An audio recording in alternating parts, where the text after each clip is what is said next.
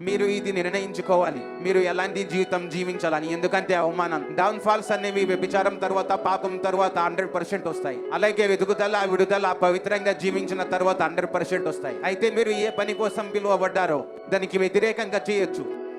దేవుడైతే మిమ్మల్ని సాతానుపై కబ్జా చేయడానికి పిలిచాడు, అనారోగ్యంపై, పేదరికంపై, శాపాలపై కబ్జా చేయడానికి. కానీ వాడే మీ మీద కబ్జా చేసి కూర్చున్నప్పుడు మీరు దేవుని మాటలను నిర్లక్షిస్తారు. అలా చేస్తూ సాతానికి అవకాశం ఇస్తారు, అన్యజనులకు అవకాశం ఇస్తారు. మీకు వ్యతిరేకంగా, దేవునికి వ్యతిరేకంగా మాట్లాడడానికి. మీరు పడిపోవడమే వారు చూడాలనుకుంటున్నారు. సాతాను మిమ్మల్ని డౌన్ చేయలేడు. దేవుని వాక్యం నుండి మిమ్మల్ని దూరం చేసేంత వరకు మిమ్మల్ని ముట్టడానికి కూడా వాని దగ్గర అధికారం లేదు. మీ జీవితంలో కొన్ని పరీక్షలు వస్తాయి, అవి కేవలము మిమ్మల్ని హెచ్చించడానికి మాత్రమే. ఈ సంవత్సరంలో, ఈ నెల లోపల మీరు హెచ్చింపబడతారు, దీవించబడుతున్నారు. ఈ యొక్క దీవెనలను ఎటువంటి సాతాను ఆపలేడు ప్రభు అనే యేసుక్రీస్తు నామములో.